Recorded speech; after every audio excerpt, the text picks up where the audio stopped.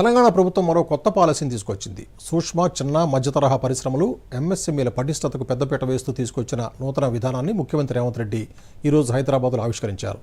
MSME policy ద్వారా ఆయా రంగాలకు మరింత ప్రోత్సాహం ఇవ్వనున్నట్లు ముఖ్యమంత్రి వెల్లడించారు. ఎంఎస్ఎంఈ పాలసీపై వివరాలు ఇప్పుడు చూద్దాం.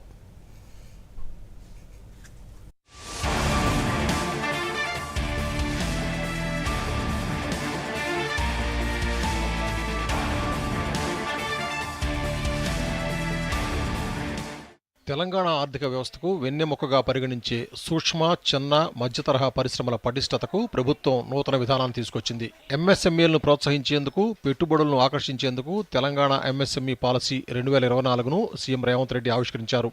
హైదరాబాద్లోని శిల్పకళా వేదికలో జరిగిన కార్యక్రమంలో పాలసీని ప్రభుత్వం విడుదల చేసింది. ఈ కార్యక్రమంలో సీఎం రేవంత్ రెడ్డితో సహా deputy CM Bhatti Vikramarka, IT పరిశ్రమల శాఖ మంత్రి శ్రీధర్ బాబు పాల్గొన్నారు. ఎంఎస్ఎంఈలు ఎదుర్కొంటున్న అనేక సమస్యలకు ఈ పాలసీతో పరిష్కారం లభిస్తుందని ప్రభుత్వం విశ్వసిస్తోంది. పారిశ్రామిక రంగంలో తెలంగాణను అగ్రగామిగా నిలబెట్టాలనే లక్ష్యంతో సీఎం రేవంత్ రెడ్డి మార్గనిర్దేశంలో పరిశ్రమల శాఖ మంత్రి దుద్దిళ్ల శ్రీధర్ బాబు నేతృత్వంలో ఈ విధానాన్ని పరిశ్రమల శాఖ తీర్చిదిద్దింది. ఎంఎస్ఎంఈ స్థాపించడం, వాటికి ప్రోత్సాహకాలు అందించడం ద్వారా వాటి సమస్యలు పరిష్కరించడానికి తెలంగాణ ప్రభుత్వం ప్రయత్నం చేస్తోంది. కొత్తగా ప్రకటించిన పాలసీలో కీలక లక్ష్యాలను నిర్దేశించుకుంది. వాటిలో ప్రధానంగా పాలసీ అమలు, పరిశ్రమలతో నిరంతరం సంప్రదింపులు, పూర్తిస్థాయి చేయూత అందించడం వంటివి మూలస్తంభాలుగా నిర్దేశించింది. ఎంఎస్ఎంఈల సహకారంతో జీఎస్డీపీలో 10% పెరుగుదల ఉండాలని లక్ష్యంగా పెట్టుకుంది. అలాగే టీజీ ఐపాస్లో నమోదైన సూక్ష్మ, చిన్న, మధ్యతరహా పరిశ్రమల సంఖ్యలో ఏటా 15% వృద్ధి నమోదు చేయాలని నిర్ణయించింది. దీని ద్వారా ఆ ప్రాంతంలో ఉపాధి కల్పన, సమాన ఆర్థిక వృద్ధి సాధించవచ్చని భావిస్తోంది. చిన్న పరిశ్రమలో సాంకేతికత ఆధునీకరణతో మెరుగైన ఉత్పాదకత నమోదు దిశగా సాగాలని నిర్దేశించింది. సాంకేతికత బదిలీ, ఆధునీకరణకు ప్రభుత్వం ప్రత్యేక నిధిని ఏర్పాటు చేయనుంది. ఈ నిధిని యంత్రం ఫండ్ అని పిలుస్తారు. ఇందుకోసం వచ్చే 4 ఏళ్లకు గాను 100 కోట్ల రూపాయలు బడ్జెట్ కేటాయించనుంది తెలంగాణ ప్రభుత్వం.